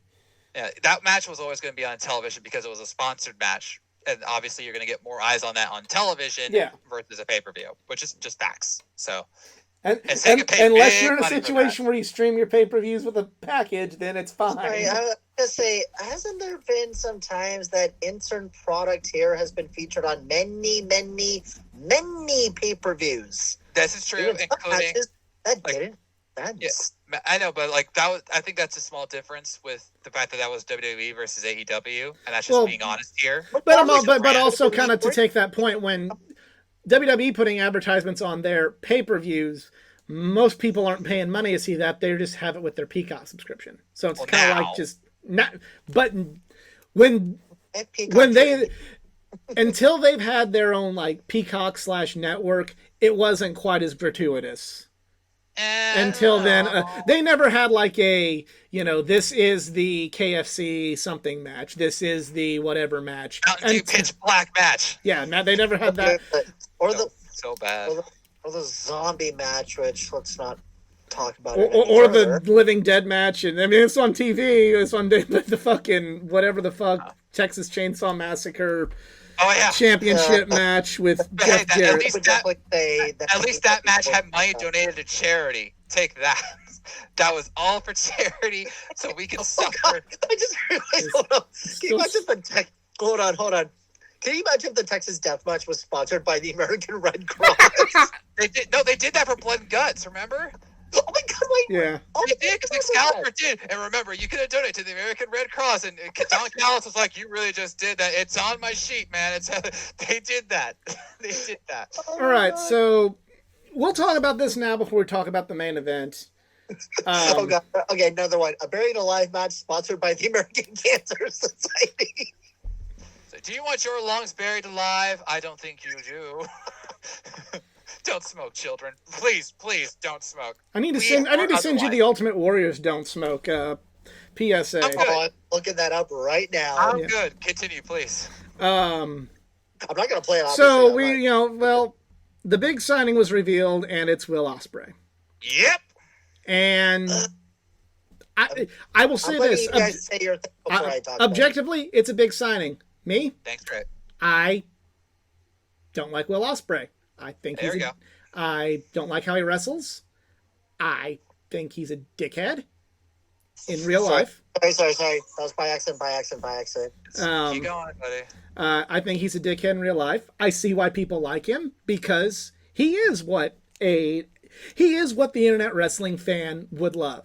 He wrestles the way they like, and he will tell you if you don't like it, you're an idiot.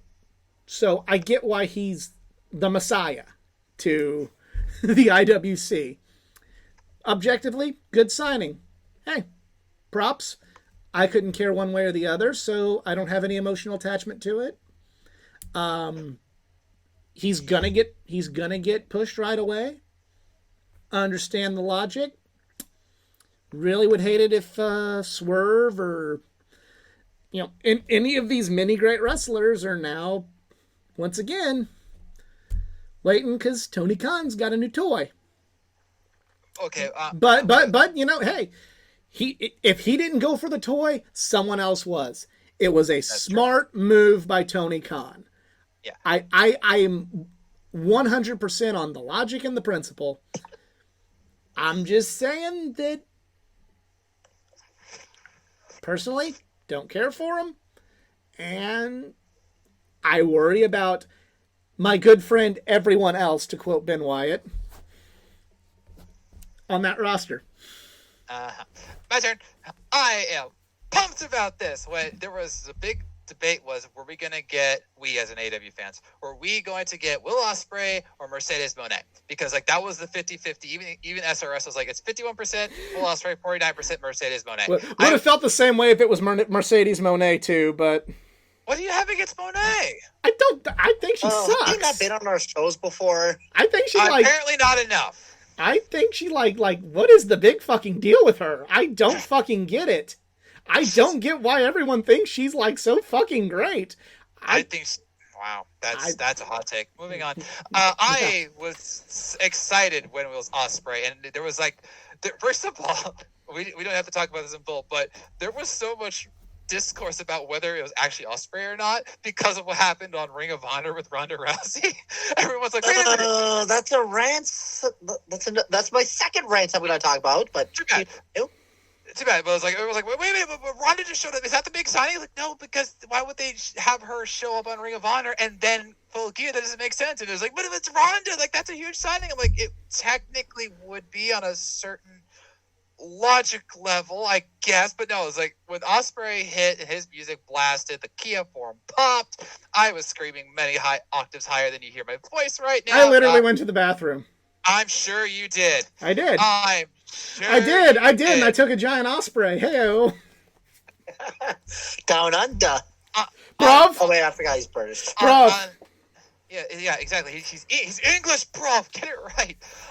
This guy. I'm sorry that he's associated with the United Empire and Aussie Open. Yes, he's associated because he's the ringleader. He's the Commonwealth Kingpin. Commonwealth, as in England. Anyway, I was so pumped for this. You're talking to a Canadian here, so I kind of know about the Commonwealth. And I am American, gosh dang it! Yeah, no, you guys don't want to pay taxes for tea anymore. I don't want to pay taxes at all, but that's the whole. Yeah. That's the point. Anyways, Like, what's the point here? But that is a whole political debate I don't want on my channel. I was so happy for AEW because there was reports, including by people from like SRS, who I definitely trust in terms of, I mean, honestly, I trust in terms of news and insight, that WWE was interested in Will Ospreay, and why wouldn't they be? I mean, even for them, who don't always put the high flyers where they deserve to be, Johnny Gargano, he is someone who is just, he is the complete package in many ways. He has the looks, he has the promo power, he has the music. Elevated is so awesome, and he has the ability to just go all out in the ring, night in, night out, and rock the world. I mean, it was smart for Ospreay to reach out to WWE. Yes. Because I'll say this much, I bet you right now, after it was reported that Will Ospreay was interested in the WWE, or at least interested in hearing what they had to say, I bet Tony Khan sold part of the, I think there's a few Jaguars players that got sold in order to afford Will Ospreay. I bet you he's the highest paid fucking guy in that company now. Oh, I disagree with that. Ospreay was smart because he got probably a lot more he got a lot more money than Tony Khan was gonna pay him just by saying, I might go to WWE. Smart and that move. might be, but I don't think he's the highest paid in the roster. I would bet you anything he's not the highest paid guy on the roster. He's I'd say he's probably top five now. Top five, I'll agree. I do agree. I think the Elite easily are the highest paid because they helped made the company. But either way, but what I loved the most was that after he signed and he wrote the contract right there, he made it clear, I'm not joining you just yet. I've got to finish what I started with New Japan. And I love that because it kind of counters what you were said of him being a dickhead, because he had the permission from New Japan to go and look at other offers, and he didn't necessarily need to say, hey, by the way, I'm going to go do New Japan. But he did. He made it clear, look, guys, I'm going to be yours for the next few years, but I got to finish with a place that started me out. And he even said to the New Japan fans, thank you for everything, and that I would not be who I am today without you. And that's very, very true.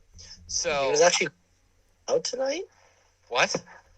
He was actually nice to the crowd when he was talking. No, the only time he was mad at the crowd was when they kind of booed a little bit when he said he wasn't going to join immediately. I was like, no, calm down, bro. You need to hear this out. but they understood and we understood, and this is going to be a huge deal for AEW for one very big reason. That's the trolls. Because while it's true that my buddy over here gets roasted on every AEW subreddit that it exists, I feel bad for you. No, I don't. Roast is general because you never. I've learned with the AEW subreddit the old adage: never underestimate, the power of stupid people in large groups. Just listen to Tommy Lee Jones. The person is smart and people are stupid, obnoxious, and crazy, and you know it. Yeah. But this is a huge move because, especially recently, and I do mean like very recently, there was a big movement among the WWE fan base that AEW was dying again because WWE had gotten Jade Cargill and Brian Pillman Jr. Jade Cargill has not been seen in a long time, and Brian Pillman has anti-everything. I'm sorry. It's not even close. And then in the last 2 weeks, we've signed Mariah May, Kota Ibushi, and Will Ospreay. So we're still attracting some of the best free agents in the world, we as AEW, and WWE is reportedly interested in certain people that they could potentially get. So I think AEW is doing just fine. And the fact that, according to SRS, Will Ospreay is going to be there for at least 3 years, proves that we're going to have a very stable member of the AEW fan roster for a while, producing top tier matches and potentially winning the world title at All in London 2. Book it here. Couple things to follow up what you said. One, I think Will Ospreay is a dickhead because he's the one that says, if you don't like how I wrestle, you're a bad wrestling fan, which, like I said, that's why I get he's the messiah to the IWC. But I don't know. I just don't like people like that. Even the Young Bucks, who I'm critical of, are very much going, hey, we're not for everybody. You might like something else. But Will Ospreay's not like that. So that's why I think he's a dickhead. And number two, everything you just kind of said about oh, this is why we're in such good shape. I could pick apart all of that, looking at it clearly, but I don't want to be here for 2 hours longer than we've already been here. Not sure what you mean by that, but okay. I'm saying there's a lot more to if a wrestling company is actually doing well than if somebody with a lot of money is signing people. There's a lot more to it than that. There's a lot more to whether the company's dying than whether or not they've lost a few thousand viewers. It's a very complicated situation. And I agree but with I that, I don't think AEW is as healthy as what the AEW fans on Reddit are saying, any more than the people on the WWE side of things are saying that it's dying. I don't think it's really as cut and dry. I don't think it's as positive as their fans say it is. I don't think it's as negative as the other side says it is. But I could go into more detail, but we'd be here for about 4 more hours. Yeah, and I still have my rants. Go ahead, yes. He has something to say. So again, I'm going to try to keep this as brief as possible, and it's not saying something, but here's the thing. On the pro side, and I literally said this on Twitter, with all due respect for Will, he is a great sign, and I agree, everything with the two of you said, he is a great sign. The problem was how it was built, because we've had this argument many times on Tony Khan's, stubborn definition of major announcement, major signing. Do I think Will Ospreay is a major signing? To a degree, yes. Is it a major announcement? Once again, to a degree. The problem is this. We've seen Will Ospreay fight in AEW many times this year. How is it? This is a huge shock. He's going to join AEW. It's hasn't he kind of been on the show a lot? Because I've seen him wrestle in Cleveland. His match with Aussie Open against the Death Triangle in Cleveland is one of my all-time favorite matches. That's on my top 10 favorite matches I've seen in person. It was freaking awesome. It was Will fucking Ospreay. But again, it's he's been on AEW a few times. He's been associated with the Don Callis family last few weeks, and then suddenly he says, "Oh, we have a major signing. It's Will Ospreay." It's didn't we see him many times already? How is this major? How's That's- this an announcement? Like, But we've seen Hiroshi Tanahashi many times on AEW. We've seen Okada wrestle with freaking yeah, Orange like Cassidy. I would have the same ordeal if I said we're signing Okada. It's like, didn't we see him many But times? I'm going to say this he's much. on AEW a lot. I'm going to say, like, as And far suddenly, as somehow that triggered a whole slew of fans where it's like, I don't give a fuck what you say. Like, I'm saying by what I'm saying. Again, great signing. It's just, don't call it a major announcement. I'm going to say this much, like, the major announcement was to get pay-per-view buys. Cool with the logic. Just don't always like the double standard with the fan base. However, I'm not done yet. As far as, like, I get why they did that. To me, it would have been better if maybe just sometime in February you brought him into Dynamite as a surprise. And then been, hey, bruv, I'm all elite. There you go. That would have been... That would have been a more of a holy shit moment than we're going to sign somebody major, and then it ended up being Ospreay. They wanted to, maybe, get those few extra people to want to buy, going, is it Ronda Rousey? Is it so-and-so? Is it so-and-so? That was actually literally my thought was, I thought it was going to be Ronda. If you could hustle a few WWE fans into thinking it's going to be their smart business, I get it. What I am going to say is that I think it would have been a whole lot cooler, and this is as someone who doesn't like Will Ospreay, if he just would have done it like after Wrestle Kingdom and then hey, fucking work Dave a little bit and go, hey, he still doesn't know, he hasn't made a decision, sneak his ass into Dynamite and go, here I am. See, I disagree entirely with both of you on this. But I legit thought it was Ronda because she appeared at an indie show. I was like, holy shit, wait, is it Ronda? And then Ronda Rousey's somebody else I could take her leave. I just want to point that out. Well, yeah, and so could I. I just want to make that clear. But there is no doubt that this was a major I never denied that. Someone else denied that, but I seriously don't understand how you're like, oh, he showed up on AEW a few times. Yes, a few. He was never a full-time member, and now that we have him full-time, he's instantly in every title picture, including going after the six-man tag again with Ozzy Open once they're all healed. There is so much potential now that he is all elite. He is all ours, with some exceptions. Obviously, he is much like all the other contracts in AEW. He has the ability to go back to New Japan or Rev Pro or whatever, and he's even said he's still living in England, which is one of the reasons why he chose AEW. There's no doubt this is a major signing because he was, if he had gone to the end of his contract, he would have been the biggest free agent signing available, period, end of story, because he is undoubtedly one of the best wrestlers in the world. They also could have kept this under wraps. Be like, I'm glad they didn't. We're just going to keep it low. No, I'm glad they didn't, because this says, like, hey, no speculation. I am yours. Just let me finish up with New Japan. Then I'll be at the Road to Revolution. So he's already set the date. I'm going to be gone for the next few months, but when I'm here, I'm yours, period, bruv. And I love that. Now I'm going to compare this. I'm going to compare this to something else. So, when they announced they were going to have general managers for the Raw and SmackDown brands in 2002, that came out of nowhere, and we were going to they're going to announce it tonight. Okay, whatever. Cool, wonder who it's going to be. There was, even just for one night, it was a lot of speculation. And they're doing a routine interview backstage with Booker T. Then all of a sudden, Eric Bischoff just comes in and goes, hey, Booker, good to see ya. And then Vince announces that Eric Bischoff is the general manager of Raw. Now, I get why they did it.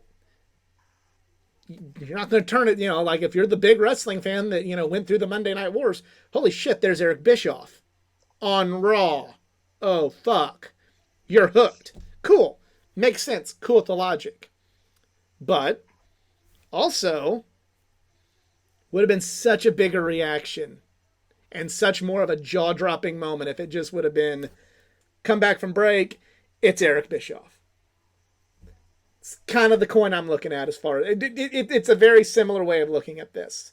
But... Let's just move on. Let's go to the main event. Yeah, I don't... it still does absolutely fuck all for me. But if you're happy about it, good for you. I'm glad you're I'm glad there's something on there you enjoy, just not for me. MJF defeated Jay White. Thank the good Lord above. We went from one guy he doesn't like to the other guy he doesn't like. Oh, what if we ever get a main event between Ospreay and White? Who would you go for? If it's on a pay-per-view, I'm not buying it. That I don't mean that ironically. I'm not buying it. Oh, I believe him. I entirely. Even if it was in St. Louis. If it was in St. Louis, I would leave before. I would leave before the end of the show. At Busch Stadium. I'd leave before the end of the show. Wow. I'd go warm the car up. All right, go ahead. What are your thoughts? No, and I'll give Jay credit. Like, this was a good match. Jay White is kind of that, like, why am I supposed to think this guy's wonderful? Why do I, like, he did a good job in this match. He played the role pretty perfectly. I thought that we touched on it. They went a little overboard with what happened to MJF, and that kind of took me out, but it worked. We thought Adam Cole was going to turn. He didn't. They're milking that. That's smart. Smart. But again, it was just kind of like it was good, but here it was, kind of like how I feel about Jay White. Like, all right, he's good, but like, what? Why was I an idiot for why am I still an idiot for liking Cody Rhodes? Why was I an idiot for liking Nick Aldis? But yet, Jay White, who pretty much wrestles sort of like them with more shtick than moves, and not quite as good as they are yet, why am I supposed to like him and feel good about liking him, and you're smart if you like him, and you're a good wrestling fan if you like him, but if you like Cody Rhodes, goddamn, what kind of moron are you? That's my beef with fucking Jay White. Is it's just good analogy. The one thing that just doesn't make sense is he's got a stable named Bullet Club Gold, but don't tell him that he got kicked out of Bullet Club. Yep. But overall, it was fine. I kind of thought there was going to be a devil reveal. Surprised there wasn't. There wasn't? I think that was good, though, because now the question is, did the devil not show up because Adam was there? Maybe. There could have still been a tease, though. But a small tease, I agree. I think everyone was looking it like was everyone in the ring, and suddenly the devil shows up. It's like, who the fuck is it? I'm going to say this. Devil in video package. That's right. Better. Like pre-recorded. This match to me, like, I get it's the main event. It had to go long. Cool. Okay with principle. But to me, this just felt like let's stretch a Dynamite main event out. Yeah. Let's milk a Dynamite main event. I had an idea, end of the match, you see Adam and MJF celebrating, and then you see the devil and his minions attacking the kingdom, which would be a blessing, and Roderick Strong. Strong. Yeah, but just imagine if it's devil's just attacking everybody, so it's or even Samoa Joe. Yeah, that'd be a good one. Twist. I like that. That would have been interesting. Yeah. Him attacking Joe. Yeah, just think everyone thought it was Joe. It's no, Joe just got attacked. Yeah, I think we'll see the devil on Wednesday. We'll see him celebrating with. We'll see him celebrating with Adam, and then the lights will go down, and all of a sudden the devil appears, but Adam's not there, so you never know. Here's my thoughts on the main event are this. This is an interesting situation for me because there's no doubt in my mind that this main event was not about the wrestling. It was all about the storytelling. Could MJF keep you interested for 30 minutes, which is what the whole match was, 30 minutes of him barely hanging on with, Adam Cole begging him to keep going. And honestly, he did. He kept me invested, which cements his good guy turn, because he did the final act, if you will, of I am injured beyond all measure, but I've got to fight because I made a promise to my bro Chato. I'm doing it for him. I'm doing it for me. I'm doing it for the fans who believed in me, and blah, blah, blah, blah, blah. So it was never about the wrestling. I'm a little sad, though, that it wasn't about the wrestling, because when you look at MJF's recent matches, with Daniel Garcia, or especially the 30-minute match with Kenny Omega, that was absolutely all about the wrestling, and it was fun, especially the Kenny Omega match. And I'm a little sad because the whole buildup was finally MJF is going to get his hands on Jay White, and it's going to be a brutal slugfest, and we didn't. Instead, we got the heroic struggle and overcoming the odds at the last second with the Dynamite Diamond Ring, which Adam Cole gave him. So, cheating between brochatos is cool, ladies and gentlemen. Remember, he's our scumbag. So, it's definitely not the best AEW main event ever. There's more recent ones that I could easily point to. It's not the best wrestling main event in I think but again, also, like I said, that wasn't the point. Like I was rating, I would give it a 4 out of 5 at best, just because it was carried by the storytelling, which is what you were supposed to be invested in. But I agree with you. I just think it went on too long. I get main events are supposed to go long, but you could have told just as good of a story in 20 as you could 30. I agree. This or again, just like this was going long because for the sake of the mentality of the fan base, like gotta go long, and it worked against it in my opinion. This was long time, long match time working against a match. Yeah, I think they could have been, especially when it wasn't going to follow the 30-minute match that happened earlier. Especially since I was on the West Coast as well. It feels, I don't know, I feel like pay-per-views run a little longer when there's a 3-hour time difference behind you if you're starting at 8 p.m. Eastern. All right, so that's the whole review. Let's go into final thoughts. Jerry's final thought. Let's go first. Should I go first? Yeah. I'm going to save mine for the end because, Okay, and now for my final thought.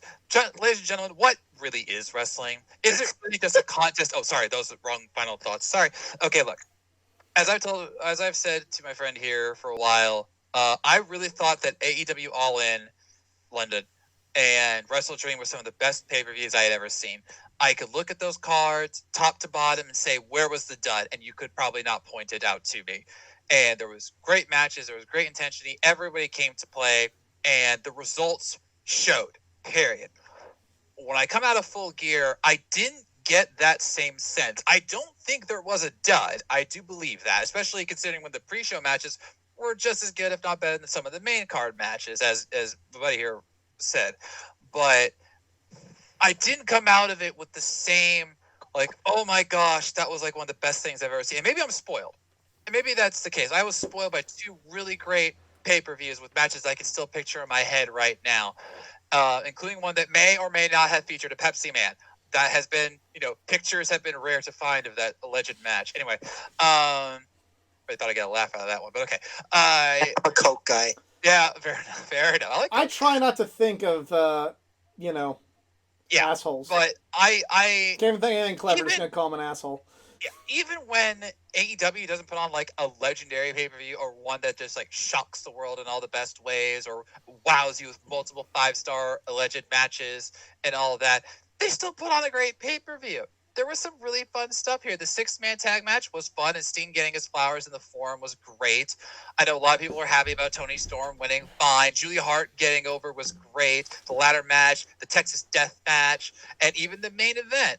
And of course, the signing of Will Ospreay. So if I was to give it a grade, I would probably give it a B to a B+, which is still a good pay-per-view, and I'm glad I watched it. It was a highlight of my Saturday, and I look forward to seeing what they do with World's End, especially with the Continental Classic coming up. That's something else we forgot to talk about. Eddie Kingston made it seem like they're going to introduce a whole new belt with that. They're not. Please. I really hope they're not. I really hope. I have the full story. I honestly have the full story here. Do you want it? Sure.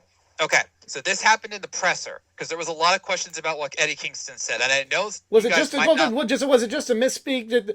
I don't really care about all the mumbo jumbo. Is it going to be a brand new belt, or is it just going to be like a ceremonial belt like the Owen? It's okay. You gotta let me explain this because it's a little complicated. Oh, fuck. No, I know, but hear me out on this. Okay, here's what's going to happen. There is going to be a new belt at the Continental Classic. Okay, it's going to be called the Continental Championship. However, it is not a new championship per se. Instead, it is going to be a unifying title, not like what Roman has with the 2 belts, like it's one title. It's going to be a unified title between the Continental Championship, the New Japan Strong Never Openweight Championship, and the Ring of Honor World title. It's going to be one belt. Whoever wins the Classic wins that belt and will defend it on AEW, New Japan, and Ring of Honor. So any one of those 3 brands can win that belt and defend it on all 3. So Wrestle Kingdom. In theory. I don't know, that was the first thing I could think of because we'll be under your technically 8 days later, so technically yes, there could be a Continental Championship match over out in Wrestle Kingdom. I don't know, but furthermore, for the Continental Championship, Continental Classic, it'll be one-on-one matches. It'll be 33 matches total in the whole tournament. 3 points for the winner, 1 for a tie, and none for a loss. So like European The soccer. G1 with 3 points instead of 2. Exactly, or European soccer rules, as Tony Khan said. And most importantly, there will be no one at ringside and no interference allowed. So it will be strictly about the wrestling. Okay. So, yeah, so make it that what you will. Obviously, they're probably going to explain that a little bit more on Dynamite when the Classic starts, but there you go. Okay. Yeah. I'm the Continental Classic will be fine. Just the whole new belt, even if it is among 3. Yeah. We'll see how it goes. That's a whole other fucking rant with.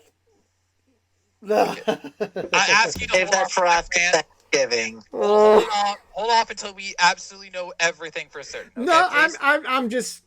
I'm not gonna. That's why I'm not saying anything. I'm just saying. He's not saying anything, which is really scary.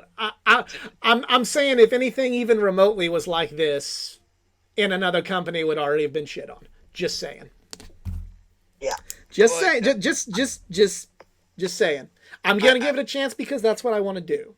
Because I Please. want to give wrestling a chance, not just AEW, Yeah. not just WWE, not just New Japan, not just whatever. I want to give wrestling a chance, and I'm not going to judge it. Good. I'm just saying that everything you just told me, if another con or a man with 3 H's had already said that, it would have been dead on arrival by as far as the internet is concerned right now. Oh, okay, but I gotta counter you on one very specific point. I was waiting for someone to say what point, Todd, but fine. I realize. I What forget they were point, not live and you Todd? can't see my Thank you. face. No, the problem here is that WWE, how they are right now, does not have that capability. Yeah. They already defend. They technically have one belt that they could defend. No, I'm saying on- what I'm saying is like if they didn't have the World Heavyweight Championship and like people were calling for that, with what they're doing with Roman's title now, and people are already mad about the tag champions and stuff like that. Like, Yes. it's kind of I'm kind of getting a similar vibe of like this is something like that, and I'm gonna let it play out.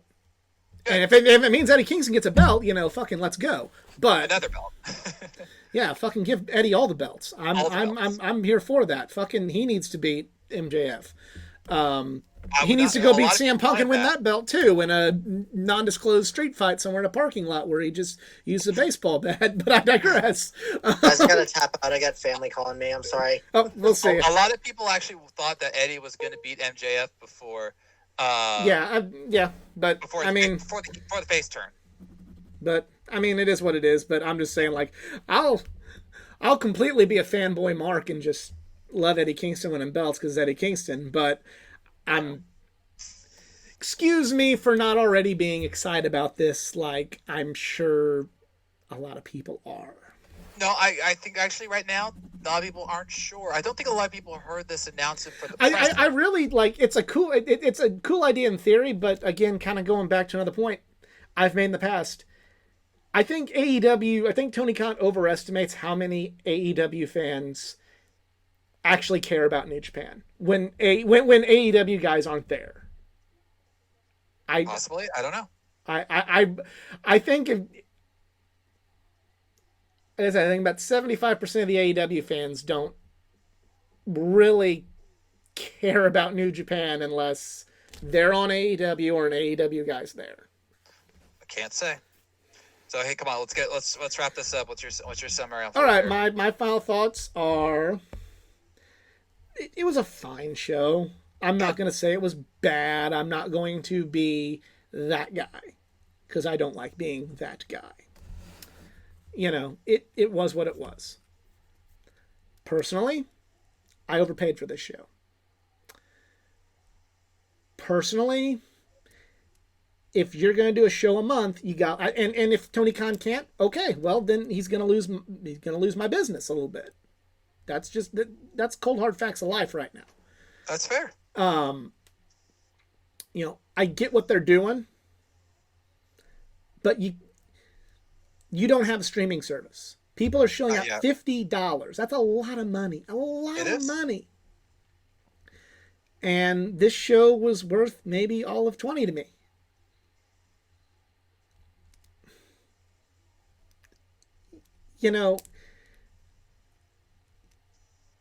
When you mentioned kind of like in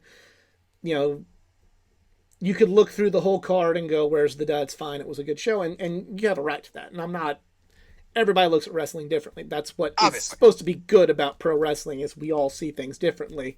Unless you're on the internet, you're supposed to see things one way. Or you troll someone endlessly just because they're doing well, despite your hate being shot at them. Or when you troll somebody who's actually like, hey, this is Guy, and like, oh, I can't believe you would like something so shallow and pedantic. It's like, I'm sorry, did you actually think that was good? Oh, yeah, I know. I got non-ironic things about that for liking SummerSlam, so, to continue.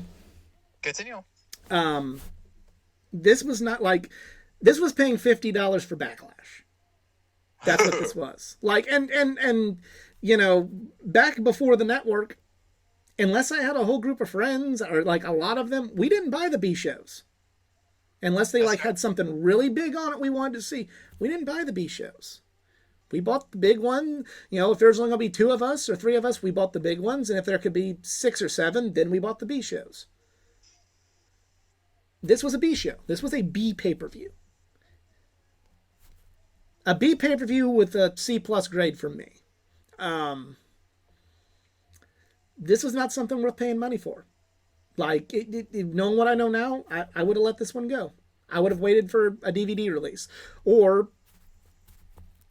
what would actually be a good business idea would be watch it live for $50, put it back on again for $30 in 2 weeks. For a replay. Just, you can have that one, Tony, for free. I don't want anything back from it. You can just have it. When WWE has a pay-per-view that's not a home run, or maybe just, batting a single, I don't feel as disappointed. Because I didn't lose any money. I lost, I spent an evening watching it, which what the fuck else was I going to watch anyway? It's wrestling. I watch wrestling. Fuck. So I don't feel as disappointed when I watch a B WWE pay-per-view and it's just kind of, I get the same vibe that I get from this show, because it's like, I'm paying for Peacock anyway. Not just for WWE, but for many, many other things. So I don't feel bad. So when AEW has an average show, and I mentioned this, earlier in our group chat, or in Todd and I's personal chat, I don't have a WWE's average is here and AEW. No, to me, average is average, good is good, bad is bad, great is great. That's how I see things. And this was average. I don't like paying $50 for average. And if you liked it, you enjoyed it, cool. I'm glad you spent your money well. Me? Ugh. If AEW wants to, their fan base, their owner, their price point has a standard. You cannot fail that standard.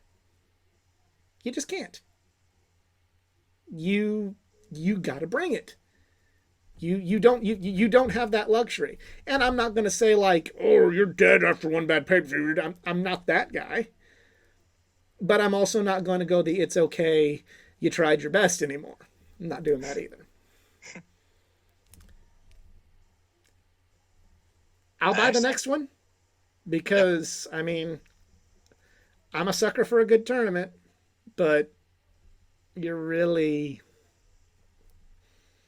we're gonna get to the point, especially with how many more they're gonna do, where I'm not gonna buy buy AEW pay-per-views every month. I'm gonna miss some. That's understandable.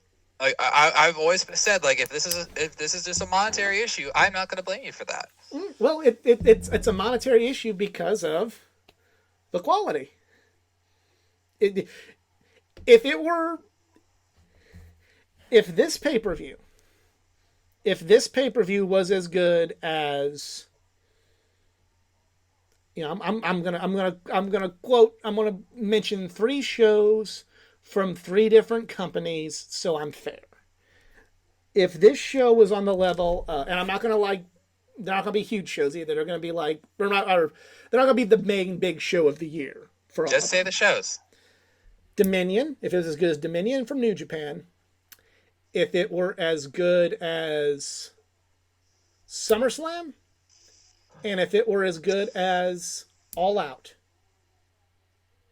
wouldn't have a problem. Yeah. Those were not the best shows, but they weren't terrible. This one was more like this was. You already said Backlash, so use that as a reference. Wait, was that the one that was right after WrestleMania? I always keep I can't Yeah, I get the it's always yeah. because they call it WrestleMania Backlash Yeah. now because they're idiots. I mean, I get it makes sense. I get why they do that. I don't like it, but Not really. I don't like it, but I get why they do it. Yeah, it was good. There was stuff on there that I enjoyed. I like Cody and Brock from Backlash. I liked Swerve and Hangman from this. They had a. I liked the Bad Bunny match. Hey, that's I liked it, but it's not my favorite thing in the world. That's the Young Bucks match. The main event was fine. Okay, there's the parallels, but one I got with a subscription, the other I paid $50 for. If you had told me I'd pay $50 for that show, as much as I like Cody and Brock, wouldn't have paid the $50.